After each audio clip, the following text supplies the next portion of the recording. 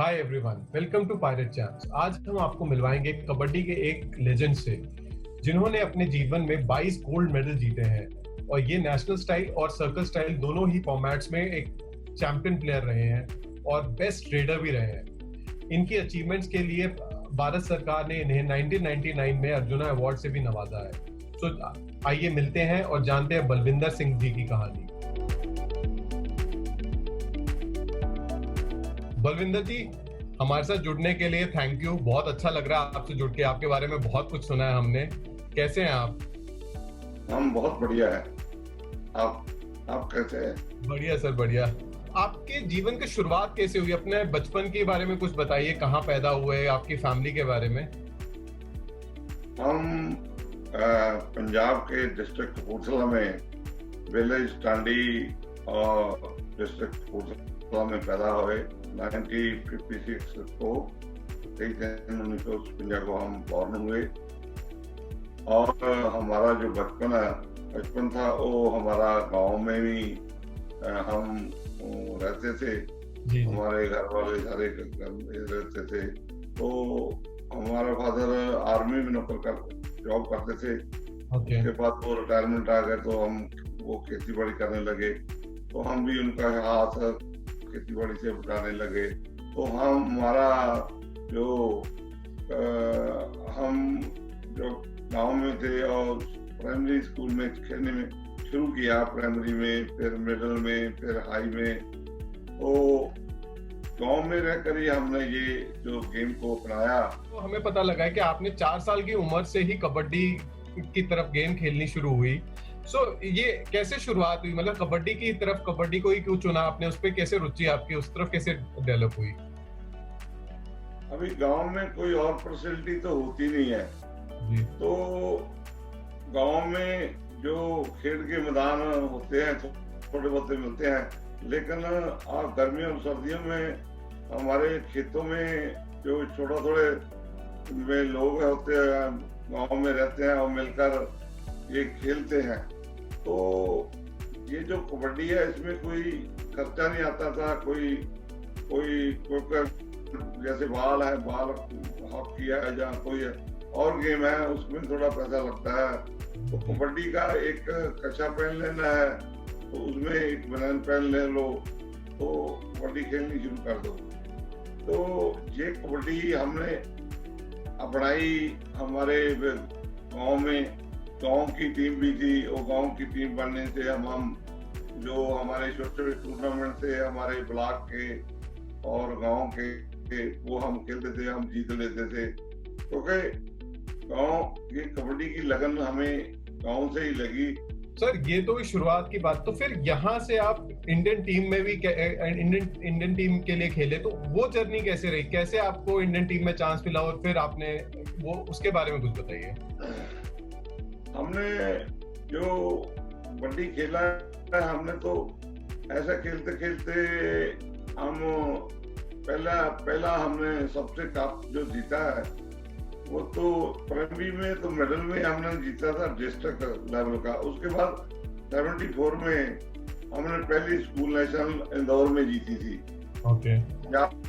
की तरफ से इंदौर में वो जैसे स्टैंडर्ड बढ़ता गया स्कूल प्राइमरी का, मिडिल का, हाई का सभी गेमें खेलकर हम स्कूल नेशनल के बाद फिर हमने यूनिवर्सिटी खेला, यूनिवर्सिटी इंटर यूनिवर्सिटी खेला और फिर पंजाब स्टेट की तरफ से नेशनल खेला। सभी खेले। जो कंपटीशन खेलता जाएगा तो उसका स्टैंडर्ड बढ़ता जाएगा।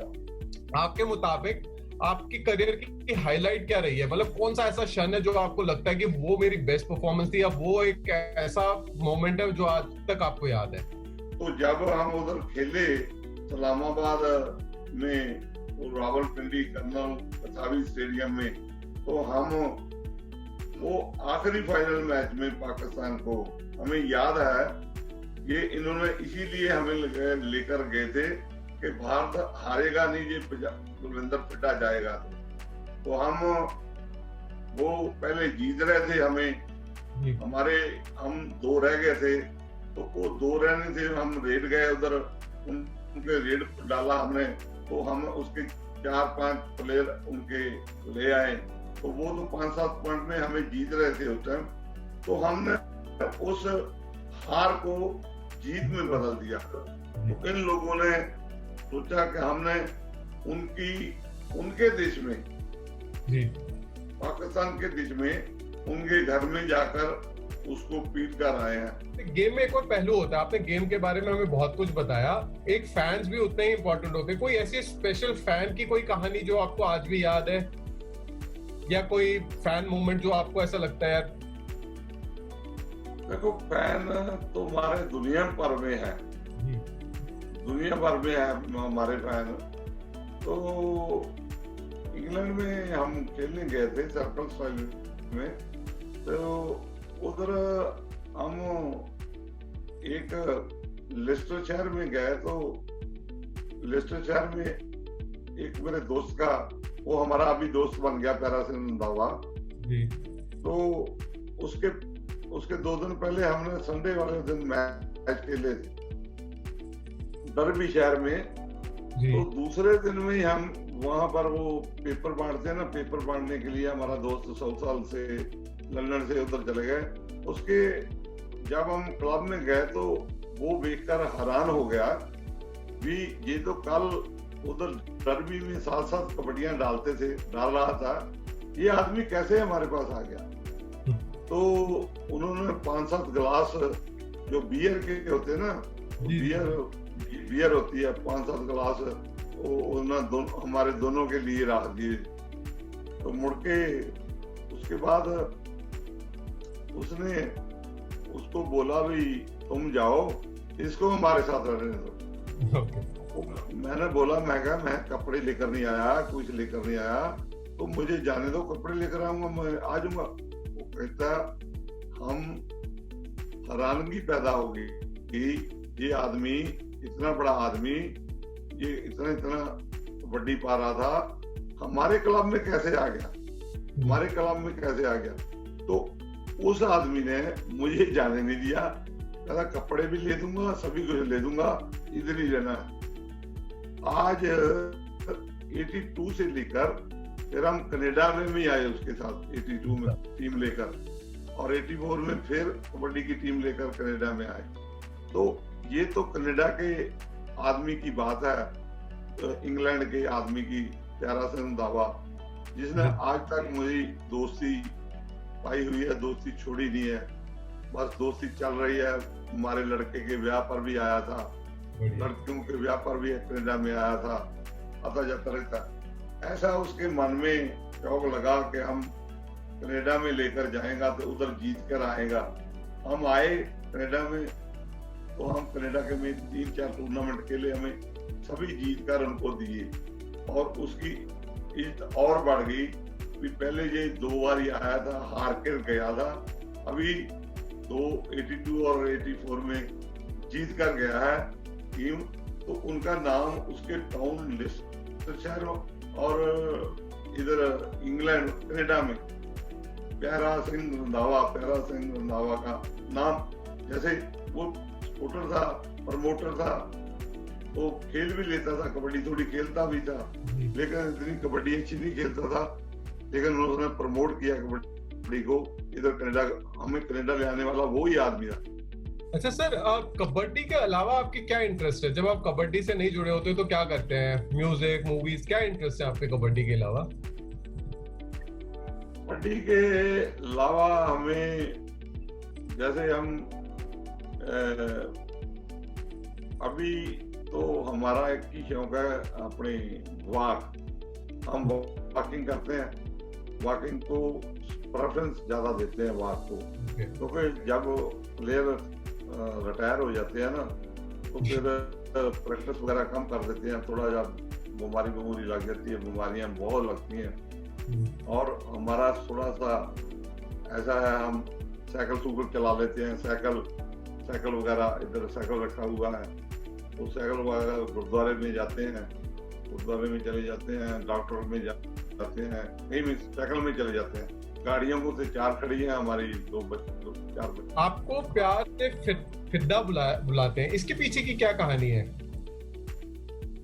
देखो, जब हम प्राइमरी में डिस्ट्रिक्ट लेवल जीते थे, जी डिस्ट्रिक्ट लेवल जीते थे, पहले प्राइमरी तो हमारे गांव के साथ ही उधर की, और फिर मिडिल स्कूल में दाखिल हो गए। मिडिल स्कूल में हमने अभी 6वीं क्लास में थी तो हम जो डिस्ट्रिक्ट लेवल के मैचों में इंटर स्कूल खेलने चले गए। उस टाइम हमारा कद बहुत निक्का था, छोटा था, तो हम जीत कर आए, कपूरथला को विन किया मिडिल स्कूल डिस्ट्रिक्ट लेवल को। तो उस बार हमें मिड्डा बुड्डा बोल रहे थे, सभी हमारा नाम मिड्डा बोल रहे थे। अभी 7वीं में हुए, 8वीं में हुए तो हमारा नाम फिर उन्होंने रखा फिड्डू, लाइक दैट, मिड्डे से फिड्डू बन गया। फिड्डू जितना अभी हर प्लेयर का निक नेम होता ना, स्कूलों में, कॉलेजों में, हर कबड्डी प्लेयर का पंजाब में ना, जो सर्कल के में खेलते हैं या नेशनल खेलते, एक निक नेम जरूर होता है उनका। अच्छा सर, एक और चीज पूछना चाहता था मैं। एक टाइम था जब पंजाब से कई कबड्डी प्लेयर्स निकलते थे, लेकिन आज कहीं ना कहीं वो जगह हरियाणा और महाराष्ट्र ने ले ली है। मैं नेशनल स्टाइल की बात कर रहा हूँ। तो ऐसा क्यों हुआ? ऐसे मतलब पंजाब अचानक से पीछे क्यों रह गया है? देखो, एक तो थोड़ी सी ऐसी गल हुई भी, जो नेशनल स्टाइल थी ना जी, वो बाहरले मुल्कों में ज्यादा होने लगी, कनाडा में ज्यादा होने लगी, इंग्लैंड में ज्यादा, और यूरोप में भी बहुत सारे देशों में होने लगी। वो लोगों को पैसे उधर से मिलने शुरू हो गए। ओके। हमारे लोग कबड्डी इधर इंग्लैंड में खेलने लगे, अमेरिका में खेलने लगे। ये जो इधर को आने थे वो उधर को जाने लगे। ओके। तो इसके लिए एक तो वजह ये है सर्कल स्टार खेलने के लिए, तो दूसरा वो उतनी जॉब नहीं मिलती, वो समा नहीं रहा। कहते हैं ना, समय के बगैर कोई चीज नहीं मिलती। जैसे हमें अर्जुन अवार्ड लेट मिला है, अभी कुछ अभी जब हम खेलते थे उस टाइम कबड्डी नेशनल स्टाइल में स्कूलों कॉलेजों में बहुत उसका ज्यादा प्रभाव था, स्कूलों और कॉलेजों में। अभी स्कूलों और कॉलेजों में नहीं रहा तो फिर कहाँ कबड्डी कहाँ जाएगी?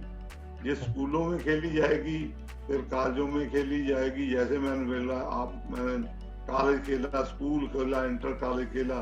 तो इसकी वजह से दो ही वजह है। तीसरी वजह ये है कि ये जो नेशनल स्टाइल है ये साउथ में इसीलिए आई, उधर सर्कल स्टाइल है नहीं। आपको कई खिताब मिले हैं, जैसे किंग ऑफ कबड्डी, रुस्तम कबड्डी, कबड्डी का लाडला पुत्र।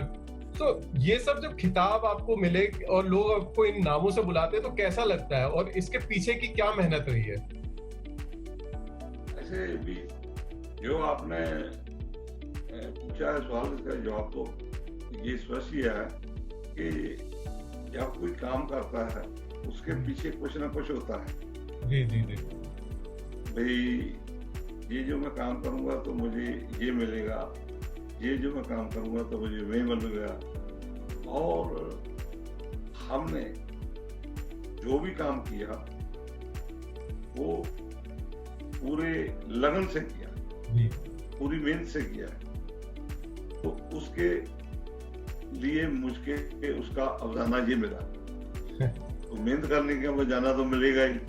तो जो आपको ऐसे बुलाएगा लाडला पुत्र कबड्डी का, ये है वो है, तो क्योंकि कबड्डी और फिड्डा सिक्के के दो पहलू होते हैं, हेड और टेल।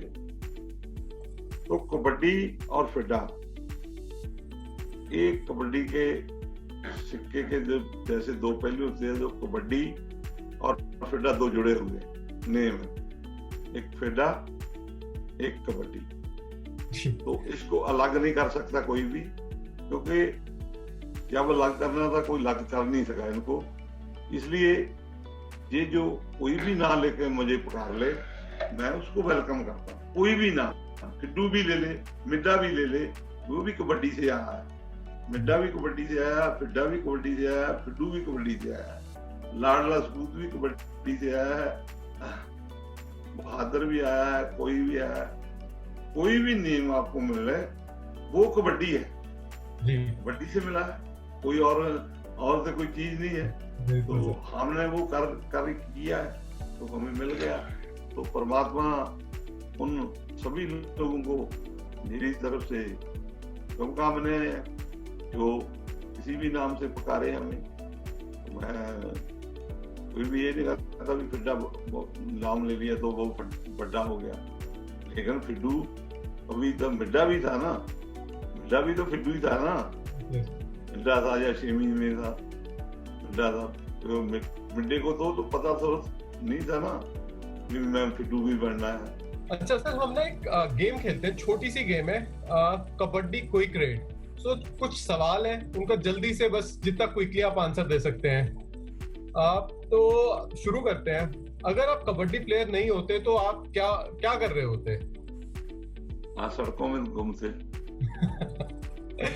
अच्छा, अगर आपको एक विश मिलती है कि तो आप क्या मांगेंगे? अगर कोई एक आपको मैं बोलूं कि आपकी एक विश, आपने इतना अच्छा गेम देखा है, इतनी अगर विश रह गई हो आपकी पूरी होनी तो वो क्या होगी? मुझे तो लगता कोई नहीं है, तो एक विश रह गई है, एक दो नेशनल हम हारे हैं कबड्डी में। तो कभी भी जब मैं सोता हूँ या कभी करता हूँ तो वो मुझे याद आती है वो हम इंडिविजुअल आदमी वो जीत नहीं पाए, क्योंकि जब बंदे के जीन के अंदर कोई ऐसा काम होता है वो आपको बता भी देता हूँ। तो वो तरचना गोड़ में हमने सर्वस में हारा है, एक दो नेशन जो हारी है हमने फाइनल में, वो हमें बहुत सताती है। अगर आपकी लाइफ पे कभी बायोपिक बनती है, अगर एक बॉलीवुड में मूवी बनती है, एक बायोपिक बनती है, तो कौन सा एक्टर होगा जो आप सोचते हो कि ये आपका रोल बेहतरीन तरीके से पर्दे पे उतार सकता है? मेरा तो अभी तो धर्मेंद्र थोड़ा बूढ़ा हो गया, धर्मेंद्र ठीक था। पहले जब हम थे ना धर्मेंद्र कर सकता था, धर्मेंद्र जानता भी था मुझे, हम इकट्ठे रहे भी हैं। तो धर्मेंद्र हमारा पंजाबी होने से के वजह से हमारा कर सकता था। मैं आपसे पूछ रहा था कि जो रेडर्स हैं, best raider of all time किसे मानते हैं, जो कि आपको लगता है कि जैसे हमने सबसे पूछा आज तक, जिससे भी पूछा मैक्सिमम लोगों ने आपका नाम लिया है, तो बलवीर, आपकी नजरों में कौन है best raider of all time और बेस्ट रेडर ऑफ?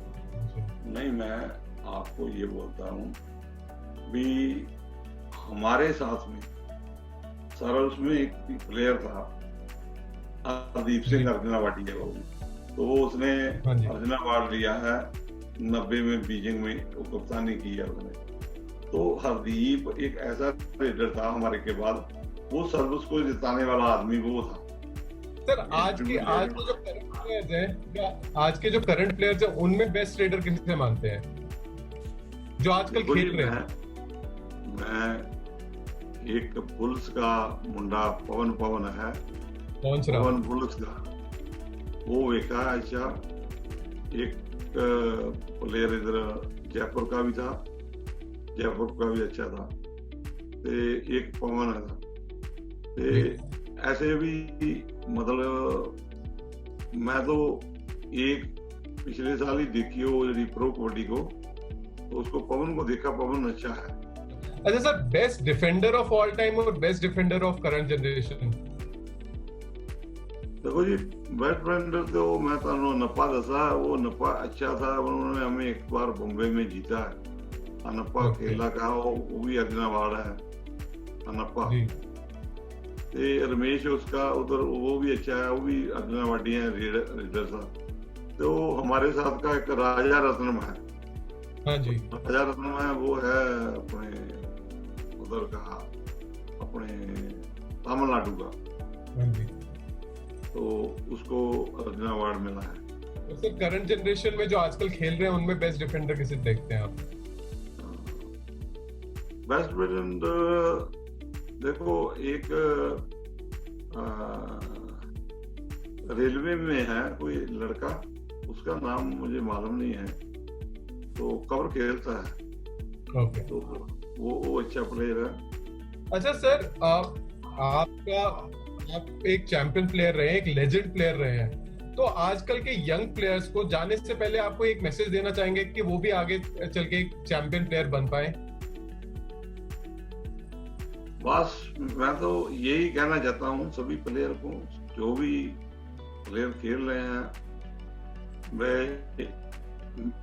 जो लगन होती है, मेहनत और लगन क्या है, किसी काम के मगर लग जाना, लगन का मकसद ये है भी इसके पीछे पै जाना।